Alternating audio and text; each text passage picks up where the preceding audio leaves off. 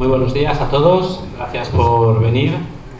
Vamos a empezar pues esta presentación de la coalición ADN. La verdad es que es un espacio, la verdad, diferente, además que nos hace especialmente ilusión estar hoy aquí en las Jornadas de la Disidencia, que es un referente cultural año tras año. Además, dirigirnos a un público que asiste a las Jornadas de la Disidencia, pues es un público pues formado, con inquietud política, diferente quizás a lo que una coalición electoral pues se dirige habitualmente, y la verdad pues eso, para nosotros es una responsabilidad, pero también estamos especialmente ilusionados de que hoy en este marco pues tengamos espacio pues para presentarnos esta nueva coalición, la coalición ADN. La coalición ADN es una coalición electoral que han hecho posible 4 organizaciones patriotas para las elecciones europeas de mayo del 2019, dentro de unos meses. En concreto, Falange Española de las Jons, Alternativa Española, Democracia Nacional y la Falange nos hemos puesto a trabajar en este proyecto común pues, para presentar una lista electoral para estas elecciones totalmente enfrentada a lo que serían las opciones que habitualmente tenemos, por muchos aspectos, por llevar la voz de la dignidad de España, por llevar nuestra oposición a esta Unión Europea, por tener en nosotros una medida muy concreta que puede parecer o que quizás no le demos todo el valor que tiene, que es intentar recuperar el control sobre nuestra política económica y proponer la salida del euro. La verdad que eso nos va a diferenciar de todos, porque todo aquel que no proponga esto es que realmente no cree en España, no cree que España sea capaz de gestionar su economía, no cree en vosotros, no cree en nosotros, no cree en España en su conjunto, porque ha llegado a la conclusión de que España es tan mala que no puede controlar su propia economía. Nosotros creemos profundamente en España y por eso proponemos esto sin ambajes. Le voy a ceder la palabra a Norberto Picos, secretario nacional de Falange Española de las Jons, que es quien va pues, a dirigiros a vosotros para explicar este proyecto alternativo. Luego haremos un pequeño resumen muy concreto y sobre todo pues, cualquier duda irla pensando y luego os cedemos la palabra para que nos preguntéis todo lo que queráis. Gracias.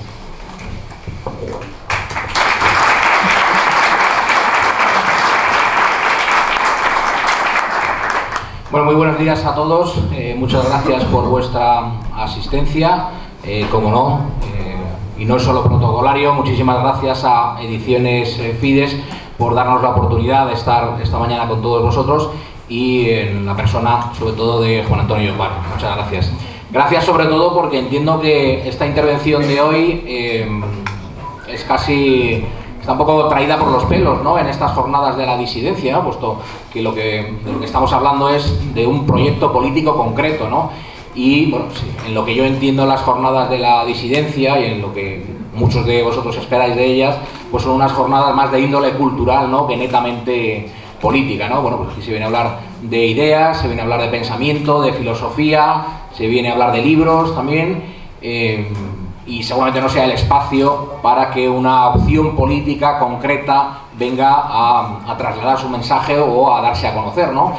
Por lo tanto, bueno, pues por permitirnos disfrutar de este público, pese a no ser, digamos, el objeto principal de unas jornadas de este tipo, pues estamos doblemente agradecidos a Ediciones Fides y a Juan Antonio Llopart.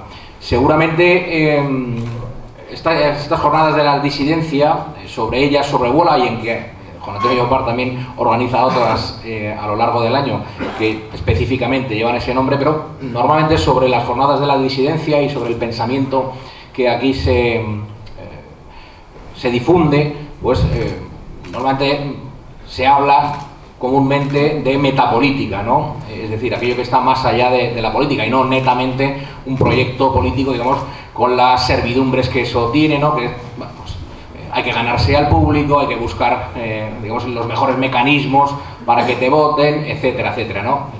Digamos, en un entorno como este de las jornadas de la disidencia, entiendo que son otros los razonamientos. Pero bueno, vamos a tratar de unir esos dos campos, el de la metapolítica y el de la política, que de hecho yo creo que tienen que estar íntimamente relacionados, tienen que estar íntimamente interconectados, ¿no? Sirviéndose el uno del otro, apoyándose el uno en el otro, porque si no, ambos corren siempre el riesgo de caer en la esterilidad, ¿no?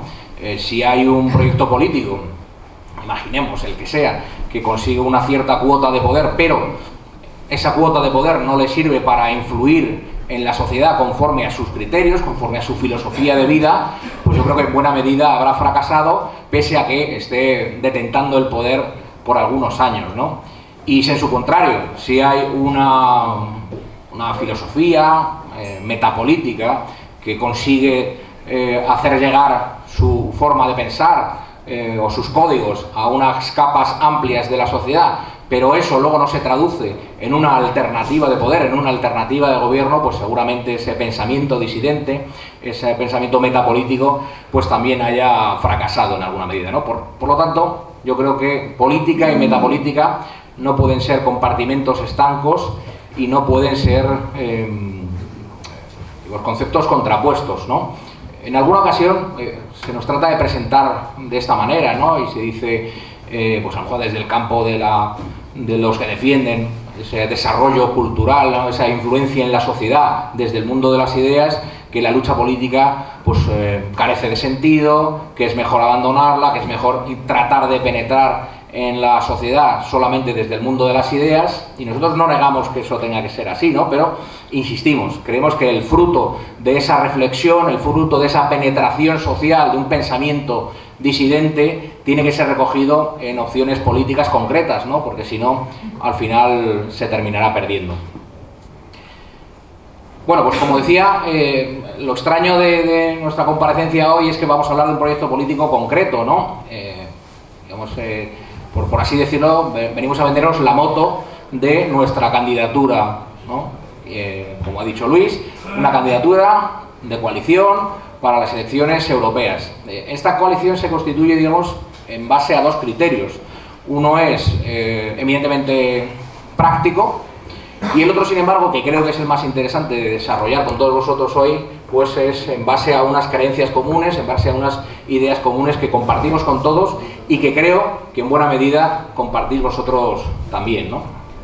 Las razones de carácter práctico, pues os las podéis imaginar. Somos formaciones políticas minoritarias, digamos, en las orillas del sistema político, con escasa relevancia social, pero que no perdemos la fe y que tratamos precisamente de revertir esa situación y de hacer que nuestras opciones políticas pues tengan o puedan tener o llegar a tener alguna representación, ¿no? Y ese afán de llegar a poder tener alguna representación, que es un afán legítimo y que es, creo yo, el afán que debe perseguir a toda opción política, ¿no? Porque si hubiese una opción política que per se renuncia a acceder al poder, yo creo que no tiene sentido. Bueno, pues dedíquense a, pues eso, a la metapolítica, dedíquense a la filosofía, al pensamiento, a hacer clubs de opinión, pero abandónense la política, ¿no? Yo creo que los que estamos en la política, pese a que sepamos cuáles son todas las dificultades, pese a que seamos conscientes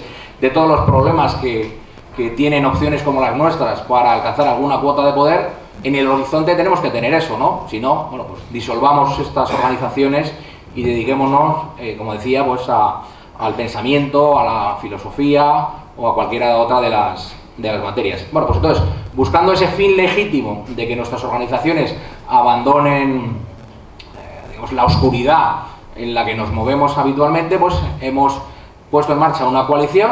Siempre sumar te da más posibilidades. Y además hemos elegido las elecciones europeas, pues unas condiciones evidentes que ofrecen estas elecciones en concreto, que no ofrecen otras, y que muchos de vosotros conoceréis, pero que quizás alguno de los que no está metido, digamos, en la lucha política diaria desconozca. Bueno, pues, esas cuestiones de índole práctica que nos han hecho elegir las elecciones europeas, y creo que esto hay que explicarlo porque algunas de las personas que ya nos siguen nos preguntan por qué, siendo una opción española, siendo una opción incluso euroescéptica, es decir, crítica con el modelo de Unión Europea, por qué trata de presentarse para obtener representación en un Parlamento Europeo. Bueno, pues estas razones de índole práctica yo creo que las comprenderá, ¿no? Las elecciones europeas se desenvuelven en circunscripción única, es decir, se suman todos los votos de toda España, ¿no? Y eso hace que el voto de un andaluz valga lo mismo que el de un catalán en esta ocasión, porque sabéis que las elecciones generales, al ser mediante circunscripción provincial, pues no es así, ¿no? Y termina valiendo mucho más el de poblaciones o el de provincias con una población mucho menor que el de las grandes poblaciones, ¿no? En el caso de las elecciones europeas no es así, hay circunscripción única y eso te da realmente posibilidades. Por hablar de números, para obtener un representante en el Parlamento Europeo, pues dependerá de la participación y de otras circunstancias y del resto de opciones políticas que consigan obtener representación, pero entre los 200.000, 230.000, 240.000 votos se puede obtener representante. Cuando estamos hablando de elecciones generales, solamente en la provincia de Madrid pues te hagan falta quizás 100.000, es decir, prácticamente el 50%, ¿no? Con lo cual pues las dificultades son importantes y eso es lo que ha hecho en la historia reciente de España que las opciones políticas de nuevo cuño pues se hayan lanzado muchas de ellas en las elecciones europeas, ¿no? Porque una vez que uno consigue traspasar esa línea que a veces nos parece infranqueable de obtener representación, bueno, pues ahí empiezan ya digamos, a facilitarse las cosas, se facilita la subvención por parte del Estado, que como podéis imaginar antes no llega. Se facilita también, si es que hasta entonces no se ha conseguido, pues la presencia en los medios de comunicación, y es que al final estar en política son dos cosas, digamos, si queremos considerarlo de forma amplia, porque si no vendrían a ser una sola, ¿no? Yo siempre digo que estar en política o hacer política son dos cosas, es estar en medios de comunicación y conseguir reunir dinero. Entonces, mal haremos en criticar a las opciones políticas porque consigan, a cualquier opción política emergente, porque consigan esas dos cosas, ¿no? Conseguir alguien que les dé el dinero o generar los recursos suficientes y conseguir de otra parte estar en el mayor número de medios de comunicación, aun cuando la línea editorial de dichos medios de comunicación sea contraria al de esa opción política, ¿no? Hay que estar en todas partes. Bueno, pues eso diríamos que son las cuestiones de orden práctico que hacen que hayamos elegido las elecciones europeas, ¿no? Luego también, digamos, aquí ya se va mezclando lo ideológico con lo práctico. Las elecciones europeas eran el marco idóneo para que 4 formaciones políticas que hasta ahora, bueno, desde luego no las 4, pues eso, 4 formaciones políticas que hasta ahora jamás habían concurrido de forma conjunta a unas elecciones, lo pudiesen hacer, ¿no? Quizás en otro ámbito de elecciones, quizás en unas elecciones nacionales, ¿no? Unas elecciones generales, hubiera sido más complicado ponerse de acuerdo en un programa de mínimos. Sin embargo, en el ámbito europeo fue relativamente sencillo porque todos compartíamos las reflexiones que nos hicieron al final concretar la propuesta de ADN en 5 puntos que luego Luis os detallará, ¿no? Pero para llegar a esas 5 propuestas, evidentemente hay todo un proceso de reflexión que es el que entiendo que podemos compartir, por supuesto las 4 organizaciones que formamos parte de ADN, pero también unas amplias capas de la sociedad española, entre las cuales pues seguramente estáis casi todos los que esta mañana os habéis acercado hasta aquí, que por cierto se me ha olvidado decir, muchas gracias por vuestra asistencia. Habéis oído, supongo, en repetidas ocasiones últimamente la expresión "la España que madruga". Bueno, pues vosotros sois realmente la España que madruga, porque estar a las 10:30 de la mañana en Madrid, que eso os ha supuesto algún pequeño madrugón este domingo, para escuchar una charla sobre una coalición política, pues la verdad que no dejáis de tener mérito. Por cierto que este lema, el de la España que madruga, pues dice poco y dice mal del espectro político español, ¿no? Porque es un lema que se copian unos a otros. Si yo no recuerdo mal, y por hacer honor a la verdad, creo que la primera vez que escuché esa expresión, la España que madruga, pues la decía Rafael Ripoll, representante de una Federación Respeto, y digamos, formaba parte de su propaganda. Al tiempo vi que esa propaganda, ese lema se lo apropiaba Vox, ¿vale? Es el partido de moda ahora mismo. pero luego he llegado a ver que incluso Pablo Casado, el nuevo líder del Partido Popular, también hablaba de la España que madruga. Bueno, pues seguramente todos ellos estén equivocados. La España que madruga sois vosotros. Bueno, pues decía que hay un conjunto de ideas que han propiciado que nos pongamos de acuerdo y en las que seguramente nos podamos mirar todos los que hoy estamos aquí en estas jornadas de la disidencia.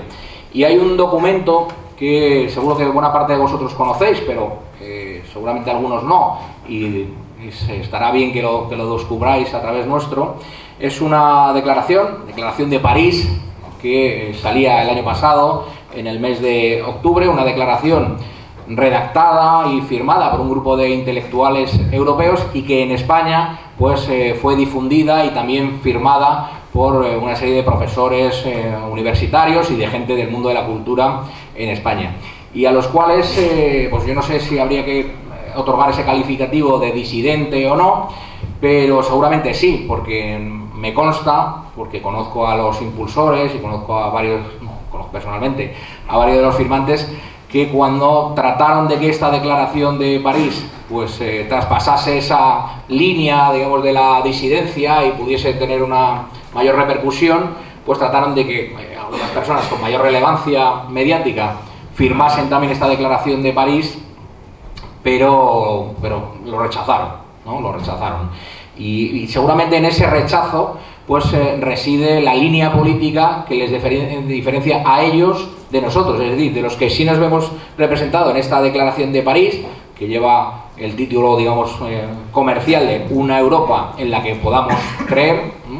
Bueno, pues esa línea, digamos, separaría a estas personas más representadas, más cómodas, más defensoras del régimen político actual, de los que buscamos, sin embargo, otro régimen político. Esta declaración de París, que como digo, os invito a los que no la conozcáis a buscarla por internet y la vais a localizar con facilidad, ¿no? Con esas dos claves, declaración de París, una Europa en la que podamos creer, pues viene a ser una reflexión entre lo que considera una Europa falsa, que sin embargo es la Europa que domina actualmente, y una Europa real, que sería la que habría que tratar de recuperar, ¿no? Y la que opciones políticas como la que nosotros vamos a representar, ADN, pues va a tratar de recuperar. El texto no es demasiado largo, pero sí que contiene pues un montón de reflexiones interesantes, ¿no? Por eso insisto en que bueno será que cuando lleguéis luego a vuestra casa lo busquéis en internet y lo podáis leer, ¿no?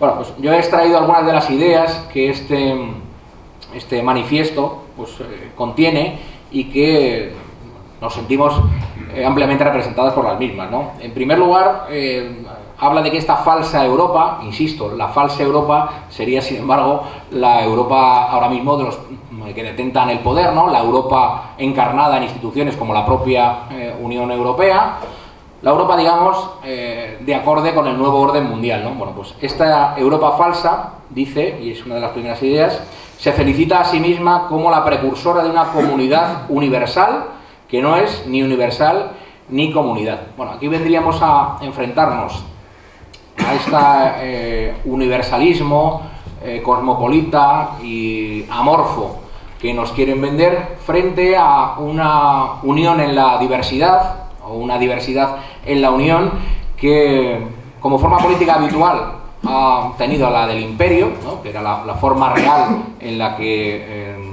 personas de distinta condición, de distinta raza, incluso de distinto credo, se relacionaban políticamente, ¿no? Pero desde luego la Unión Europea no aspira a ser un imperio en este sentido, sino que aspira a ser un imperio uniformador, ¿no? En el que se pierdan, digamos, las soberanías nacionales, en la que los estados nacionales pues cedan su protagonismo frente a estas entidades elitistas y amorfas de la Unión Europea, ¿no? Califica esta declaración de París a esta falsa Europa de mundo postnacional y postcultural, del que dice que ignoran e incluso repudian las raíces cristianas de Europa. Luego ya lo veréis cuando las cite textualmente Luis, pero esta coalición hace referente a las raíces cristianas de Europa, a la necesidad de recuperar las raíces cristianas de Europa. Yo cuando menciono esto de las raíces cristianas de Europa en unas charlas así parecidas, pues siempre hay alguien que trata de corregirme o trata de añadir a esto de esta defensa de las raíces cristianas de Europa que hacemos, pues me habla siempre de que no hay que menospreciar al mundo clásico, ¿no? Y yo veo en esto un poco como en el colegio, ¿no? Yo creo que el cristianismo viene a ser la evaluación final, ¿no? De tal manera que cuando uno tenía aprobada la primera evaluación y la segunda evaluación, por ejemplo en matemáticas, pues entendían que eran saberes, que no eran saberes estancos, sino que eran saberes que se iban acumulando, ¿no? De tal manera que esta Europa cristiana que nosotros defendemos no vendría a oponerse a la Europa clásica, sino que vendría a incorporarla en lo fundamental de sus valores, ¿no? Y es una fórmula que muchas veces resumimos como la Europa de la filosofía griega, del derecho romano y de la fe cristiana, ¿no? Pero bueno, digamos, todas esas tres cosas en conjunto vendrían a ser esta Europa cristiana que nosotros defendemos. Denuncia también este manifiesto, y es otra de las ideas que es interesante de trasladar, que esta Europa falsa, esta Europa digamos, que fomenta la Unión Europea, es una... pese a las declaraciones de intenciones, pese a que constantemente su propaganda trata de venderse como un espacio de libertad, sin embargo, conviene denunciarla como una Europa que reprime conscientemente el disenso, ¿vale? En nombre de la libertad y la tolerancia. Y eso es importante también remarcarlo. Nosotros encontramos, bueno, hay algunos de los problemas que tiene este manifiesto, como cualquier otra concreción de texto, es que podemos encontrarle un montón de pegas respecto de la terminología utilizada. Para mí la más notable es, luego más adelante, cuando hace una defensa de lo que llama un auténtico liberalismo. Bueno, yo creo que ahí el término liberalismo está mal utilizado, o mejor dicho, está mal que se utilice, ¿no? Porque aunque el término liberalismo, como cualquiera otra de las ideologías tradicionales, ya son términos muy manoseados y ya prácticamente no quieren decir nada, y hay que investigar de qué es lo que está hablando el ponente cuando habla en esos términos. Pasa con izquierda, derecha, pasa también con esto del liberalismo, pero no deja de tener unas connotaciones el vocablo liberalismo que dificultan la comprensión de lo que se quiere decir en el texto, ¿no? Y yo creo que en este texto de lo que se habla es de recuperar una sana libertad, desde la libertad individual a la libertad de pensamiento, libertad que estaría en peligro y que estaría siendo conculcada por estas instituciones de la Unión Europea. Y luego también libertades nacionales, ¿no? Porque este manifiesto dice que la Europa real, la Europa que hemos conocido hasta ahora, era una Europa en la que había unos sentimientos compartidos, una historia común, una cultura común, pero eso no impedía que se respetasen las soberanías nacionales, las soberanías estatales, y que se respetase en el fondo esa diversidad en la interpretación de esas raíces comunes que hacía cada una de las naciones, ¿no? Denuncia, por tanto, este manifiesto que nuestras naciones y cultura compartida están siendo vaciadas por ilusiones y autoengaños acerca de lo que Europa es y de lo que debería ser. Y hace también un llamamiento a la responsabilidad individual de todos nosotros, ¿no? Y esa también, digamos, esa responsabilidad individual es lo que lleva a uno a militar en política, según su interpretación de un montón de conceptos, ¿no? Desde la traslación de estos principios cristianos a propuestas políticas, a considera uno la nación, cómo considera uno el Estado, cómo considera que debe ser la ordenación económica, pero todo ello, digamos, viene después de que uno haya asumido esa responsabilidad que le lleva a actuar en política. El actuar en política está bastante denostado. Y no me refiero a la política profesional, ¿no? Que también, ¿no? Y eso es lógico que la esté, porque vemos cómo constantemente los políticos profesionales son eso.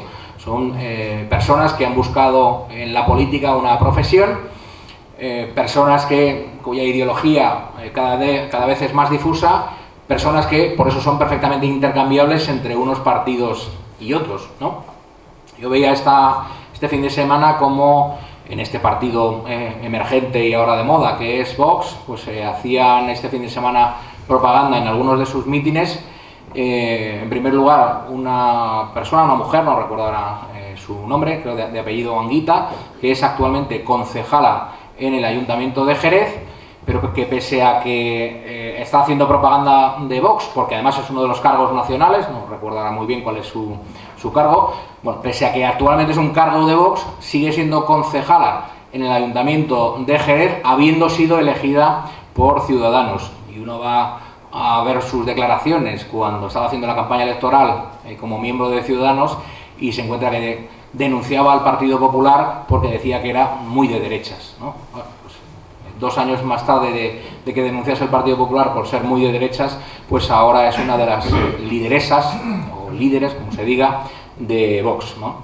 He visto también este fin de semana como 2 diputados autonómicos del Partido Popular, es decir, 2 personas que a día de hoy, porque igual que la concejala de Jerez, no han renunciado a su cargo, es decir, a día de hoy siguen cobrando su sueldo como representantes públicos al haber sido elegidos en una lista del Partido Popular, pues los he visto como este fin de semana lideraban los mítines del Partido Popular en Badajoz.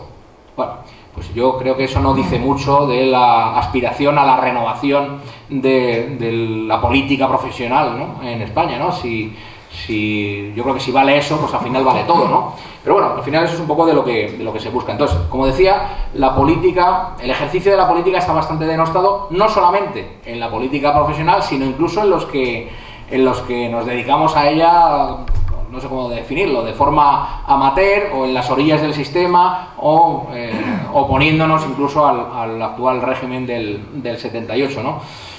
¿Por qué? Pues bueno, porque estar en política al final supone equivocarse una y otra vez, ¿vale? Y más en organizaciones como las nuestras, que llevamos, digamos, intentando remar a la contra, intentando nadar contra corriente durante muchos años, ¿no? Pues evidentemente nos hace equivocarnos y eso hace que muchos de los que quizás compartan nuestra sensibilidad, pues lo vean con lejanía y quieran apartarse del ejercicio de la política y prefieran centrarse en, pues, este mundo, el mundo de la cultural, el mundo de la metapolítica, ¿no? Y yo insisto, bueno, me toca hacer una reivindicación del mundo político, que es en el que yo vengo trabajando desde hace ya varias décadas, ¿no? Insisto, sin desechar el mundo del pensamiento, el mundo de la cultura y el mundo de la metapolítica, ¿no? Insisto, creo que tienen que ser 2 acciones conjuntas, ¿no? Y si hay toda una filosofía de vida y todas unas propuestas filosóficas y políticas que se difunden, pero finalmente no tienen una organización política que las encarne, quizá no al 100%, pero sí en cierto porcentaje, pues se corre el riesgo de que se marchen, ¿no? Bueno, seguimos analizando algo de este manifiesto que, como digo, pues nos sirve bastante para ver, digamos, cuál es esa Europa que nosotros queremos, ¿no? Hemos hablado ya de que es una Europa en la que se tiene que hacer compatibles las soberanías nacionales con un proyecto común, ¿no? Y esto nos lleva también a querer aclarar algún concepto, ¿no? Hay un montón de gente en nuestro alrededor, pero sobre todo fuera de él, que nos acusan de ser anti-europeos, ¿no? De estar en contra de Europa, ¿no? Y que, bueno, pues si pueden, pues acuden a la caricatura de nosotros, ¿no? Para reírse de ese supuesto anti-europeísmo, ¿no? Y, por ejemplo, me mandaban hace unos días un vídeo que seguramente muchos de vosotros recordéis, de un manifestante, no sé en qué contexto sería, debía ser en los años 80, donde ya tenían un criterio bastante negativo de la Unión Europea, y decía el manifestante indignado: ¡muere Europa, hijos de puta! Y bueno, el que me lo enviaba más o menos quería decirme que yo estaba en esa línea, ¿no?, de muere Europa, tal, ¿no? No, pues todo lo contrario, ¿no? Yo en esto no tengo muchos complejos, y yo digo simplemente que soy europeo. Soy europeo porque soy español. Es decir, ciertamente no tengo una fe europeísta desbordante, ¿no? Pero me confieso europeo, me parecería ridículo no confesarme europeo. Y es más, como español, decir que La contribución de España a Europa es muy grande, no solamente porque seamos una de las, podríamos decir, 5 naciones fundadoras de Europa, ¿no? Y a las cuales se debe que Europa haya sido lo que ha llegado a ser, ¿no? Y aún en parte todavía es, sino porque España ha exportado ese concepto de Europa, del que hablábamos antes, ¿no? De la filosofía griega, del derecho romano y de la fe cristiana, lo ha exportado a otros continentes.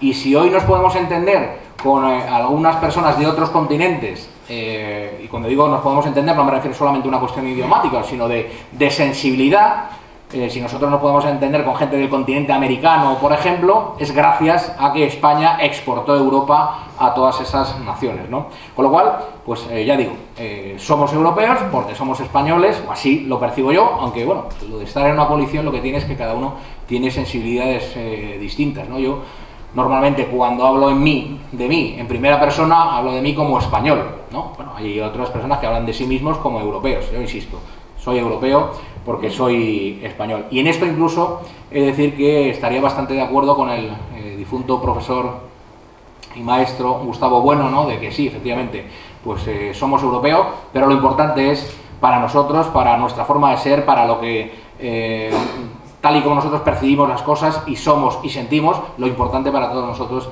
es el ser español, ¿no? Lo de ser europeo viene por añadidura. Pero bueno, en cualquier caso, lo que era importante aclarar es que en ningún caso ADN es una coalición anti-europea, ¿no? Como se quiere decir. Es verdad que la propaganda a veces tiene sus servidumbres, y entonces cuando uno quiere hacer ver su rechazo a la Unión Europea, pues a veces se ve obligado a utilizar el lenguaje más usual al respecto, ¿no? Y entonces, bueno, pues hemos asumido esa etiqueta de euroescépticos, ¿no? La hemos asumido y la difundimos, ¿no? Luego nos toca efectivamente explicar qué es lo que hay detrás, e insisto, detrás de eso no hay un rechazo a Europa, no hay un muera Europa, hijos de tal, no, lo que hay es un rechazo es al actual modelo de Unión Europea, ¿no? Y en eso vamos a tener que insistir de aquí hasta que sean las próximas elecciones y después, si es que el proyecto terminase cuajando y terminase digamos, poniéndose otras metas, ¿no? Pero, y en eso insiste también este manifiesto, esta declaración de París, insisto, nosotros somos europeos y lo que buscamos es otro modelo de relación con Europa, ¿no? Entonces, buscamos un modelo de relación de Europa no en relación de vasallaje, que es como nos sentimos ahora mismo, nos sentimos como españoles prácticamente vasallos de la Europa del Norte, ¿no? De la Europa de Alemania, incluso de la Europa de Francia, ¿no? De nuestros vecinos del norte, que en muchas ocasiones nos tratan como si fuéramos niños pequeños a los cuales les tienen que decir cómo deben funcionar. No solamente a nosotros, hemos visto en los días pasados como una nación soberana, como Italia, veía que el gobierno emanado de las urnas, pues era corregido por la Unión Europea, ¿no? Y le rechazaban los presupuestos, ¿no? La verdad que nos parece increíble que la Unión Europea se arrogue la capacidad de vetar los presupuestos emanados de un gobierno legítimo, ¿no? Nosotros podemos estar de acuerdo o no con los tales presupuestos, aunque creo que en esto lo sustancial es respetar la voluntad de cada una de las naciones. Igual que no nos gusta que se inmiscuyan en los problemas internos de España, nosotros no vamos a tratar de inmiscuirnos en los de los demás, ¿no? Pero no deja de ser alucinante cómo la Unión Europea se arroga la capacidad incluso de vetar los presupuestos de una nación soberana, ¿no? Bueno, ¿quién ha decidido que esta Europa sea así? Bueno, pues es que es una Europa de las élites, frente a los pueblos. Y precisamente por ser una Europa de las élites, es cada vez una Europa más antidemocrática, ¿no? En el sentido de que tratan de que la soberanía popular pues cada vez se restrinja más.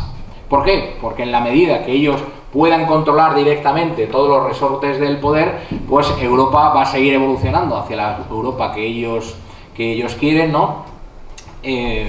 Y en contra de lo que muchos pueblos vienen manifestándose, ¿no? Perdonadme si no sigo un hilo lógico en la intervención, pero como son muchas las cuestiones que quería trasladar y el tiempo es necesariamente finito, además creo que deberíamos ir terminando para daros paso por si tenéis alguna pregunta. no quiero dejar de apuntar algunos temas, ¿no? Hay algunas de las propuestas que ahora va a decir Luis que nosotros estamos difundiendo que en primer lugar van a ser absolutamente originales, no originales porque se nos hayan ocurrido a nosotros, ¿no? Porque de hecho es el camino que siguen buena parte de las naciones en Europa, ¿no? Y buena parte de los movimientos políticos en Europa, perdón. Digo que va a ser original porque seguramente en las próximas elecciones al Parlamento Europeo seamos la única opción que la defienda, tal cual lo vamos a hacer nosotros, ¿no? Y es la salida del euro, ¿vale? Es una cuestión complicada porque la propaganda al respecto es mucha y rápidamente cuando tratamos de explicar, incluso dentro de ambientes euroescépticos o contrarios a este modelo de Unión Europea, que nosotros queremos que España abandone el euro, pues rápidamente pues hay unos cuantos que se les ponen las orejas de punta y dicen, bueno, esto es un suicidio, esto es una locura, pero ¿cómo vamos a hacer eso? Incluso los más proclives a esta forma de pensar o a esta propuesta dicen, no, si es verdad que quizás no debimos entrar en la unión monetaria, pero es que ahora mismo salirse puede ser una completa locura. Bueno, somos conscientes de que luchamos contra aparatos de propaganda, gigantescos, y que frente a esos aparatos de propaganda nosotros solo contamos con un arma, la realidad, la verdad. Ahora bien, esa realidad, esa verdad hay que saber encontrarla, ¿no? Y en el caso este de la moneda, pues es una cuestión casi de matemáticas, ¿no? Nosotros difundimos cuatro números que nos hacen ver lo negativo que ha sido para España estar en la moneda común, en el euro, ¿no? Y esas cifras pues son muy fáciles de comprender, ¿no? En primer lugar, en estos 16 años moneda común, los precios han subido en España el 30%, ¿no? Y eso es una cosa que cualquiera puede comprobar, ¿no? Cualquiera que tenga memoria pues sabe lo que costaban las cosas más o menos hace 16 años, sobre todo sabe lo que daba su sueldo, ¿no?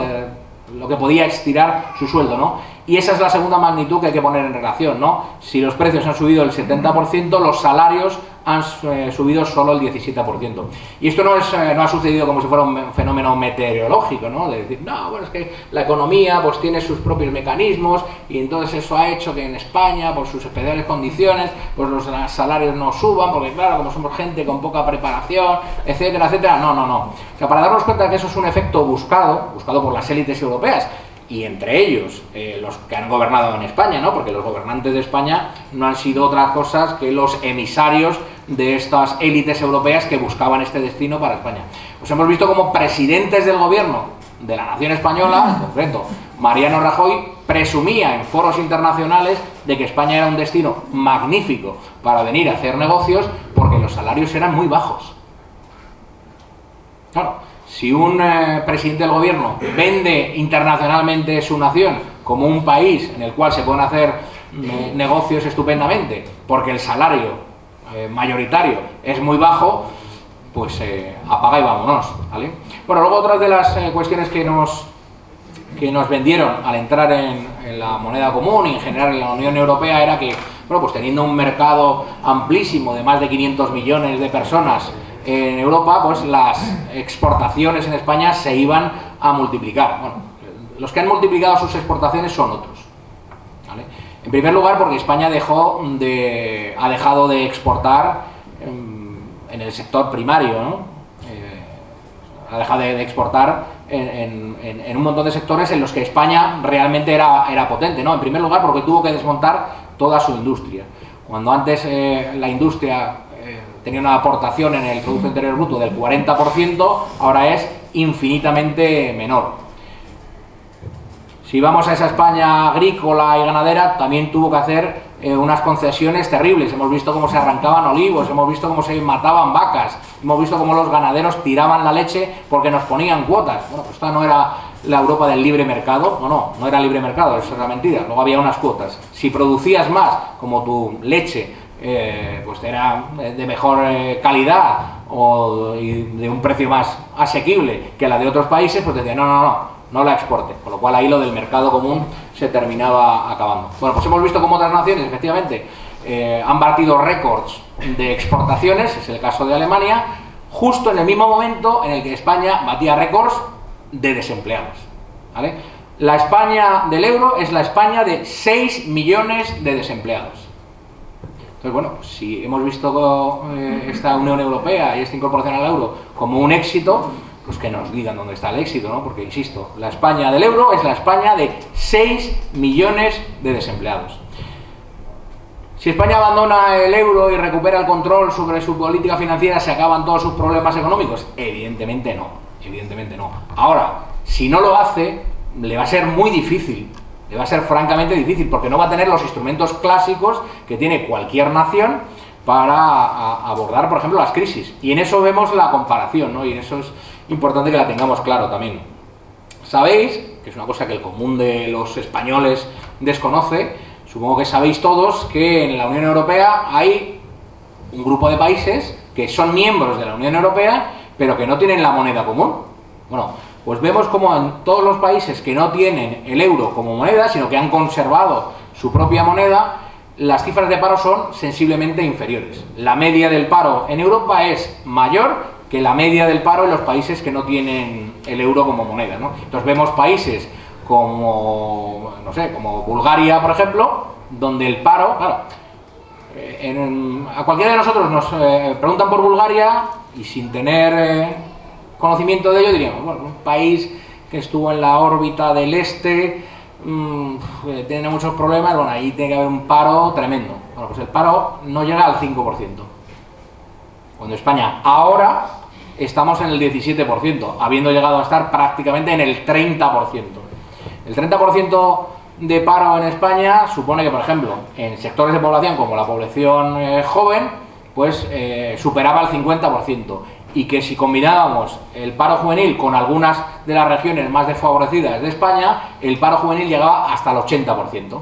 Estamos hablando de lugares como Melilla, de lugares como Cádiz, ¿no? ¿Eso qué quiere decir? En la práctica, que prácticamente no trabajaba ni un solo joven.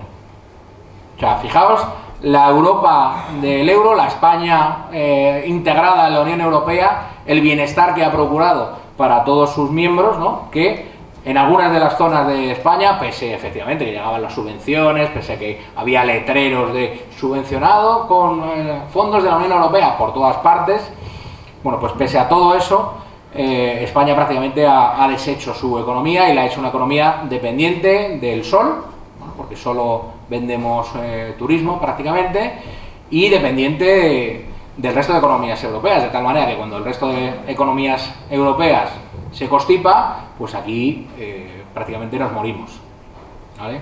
Bueno, pues eso es en conjunto, digamos, una serie de ideas y de reflexiones que hicieron a estos cuatro grupos ADN ponerse de acuerdo para defender un programa de mínimos común para las próximas elecciones europeas, programa que ahora os va a detallar Luis, y yo creo que después de su lectura, a todos aquellos que tengáis alguna pregunta que hacer o alguna sugerencia, comentario, pues estaremos abiertos a ello. Muchas gracias.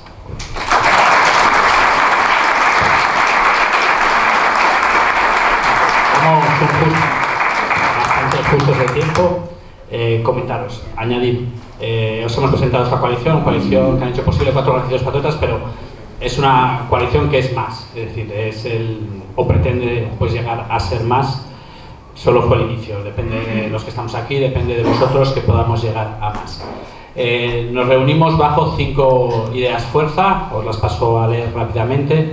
Restaurar la soberanía nacional, recuperar el control sobre la política económica saliendo del euro, el poner fin a las políticas de recortes que nos imponen, reivindicar la tradición y valores cristianos como base de Europa, de España, y también el control efectivo de nuestras fronteras. Estos son los 5 puntos fuerzas en los que nos reunimos.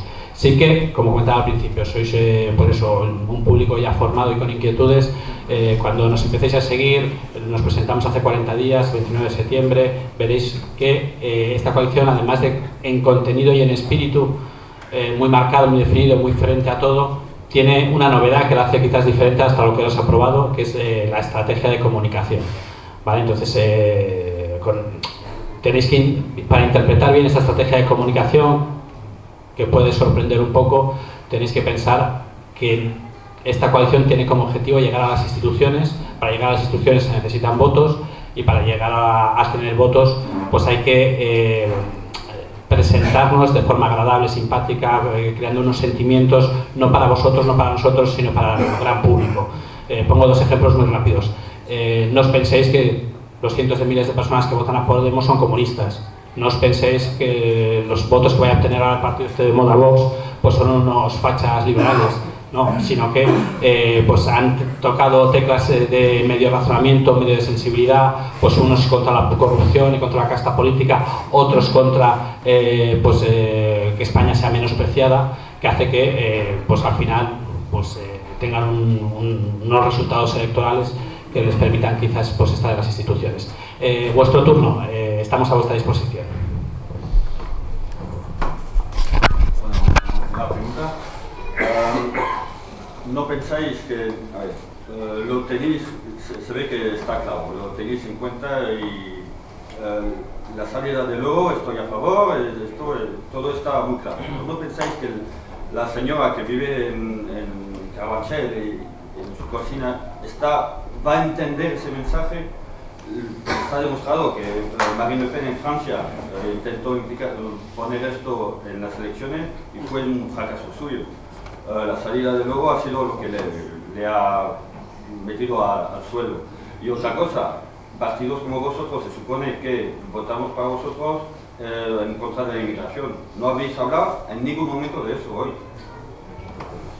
Dentro de los 5 puntos, empiezo por lo último, dentro de los 5 puntos claves está el control estricto de nuestras fronteras, que ahora mismo la política que hoy en día no tenemos pues esa posibilidad ni de gestionar quién entra y quién no entra en nuestra casa. Es uno de los puntos fundamentales, sin duda, de esta coalición, aunque hoy no hayamos hablado porque el tiempo se nos ha echado encima. El tema de hacerle entender, pues eso, al ciudadano medio español que la salida del euro es posible y que no va a ser una hecatombe es muy complicado. Hablaba de, pues eso, de esa descomunal máquina de propaganda en sentido contrario, pero sí que llegando, y esa es la estrategia de comunicación que estamos intentando, pues a los ejemplos cotidianos del día a día, lo que ha subido, lo que se han encarecido los productos, que no tiene comparación con nuestros sueldos, pues además es como nuestro punto que más nos diferencia. Entonces sí que intentamos hacerlos entender con esta política de comunicación pues más del día a día para conseguir convencer a la gente de que eso es posible, porque además eso nos diferencia totalmente de todos los políticos de hoy en día que no creen en España. En España, y eso hemos de romper con ello de forma radical, y hemos de aportar una solución radical.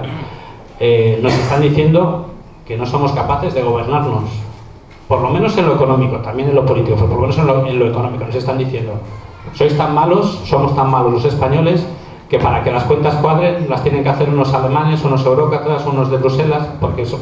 Nosotros hemos de romper radicalmente con esa afirmación y por eso decimos, sin lugar a dudas, que hay que salir de euro. Bueno, efectivamente, te contesto yo también rápidamente. Yo creo que precisamente el ama de casa es el que mejor lo entiende, porque es la que maneja la economía familiar y es la que sabe cómo se las ha gastado el euro o cómo se gasta ya el dinero ahora, ¿no? Y precisamente con ese afán de que cualquier persona entienda lo que queremos denunciar y que por eso queremos salir del euro, en la presentación hice yo, la presentación pública de ADN, el primer día hice yo algunas comparaciones que le resultaron simpáticas a la mayoría de los que estaban allí, ¿no? Bueno, yo haciendo estas cuentas, yo decía que, por ejemplo, hablando de precios, la barra de pan había pasado de 27 céntimos a 80, ¿no? Y que con un salario medio, antes compraba 73.000 barras de pan a 27 céntimos y ahora solo 28.000 barras de pan. Y hacía una gracieta para hacerlo más simpático y decía, bueno, aún así 28.000 barras de pan son muchas, ni siquiera alguien como yo se las come todas. Luego, por seguir haciendo estas cuentas que puede entender cualquiera, ¿no? La cerveza, que es una de las cosas más importantes que tenemos todos en común. La cerveza ha subido de 72 céntimos a 2 euros. Tomarse una caña en Madrid ya por debajo de los 2 euros, pues requiere unos conocimientos de la geografía municipal importantes, ¿no? Bueno, antes te tomabas con un salario medio 1.500 cervezas al mes y ahora solo 11.500. Son menos de la mitad y eso la verdad que nos sienta bastante mal a todos nosotros.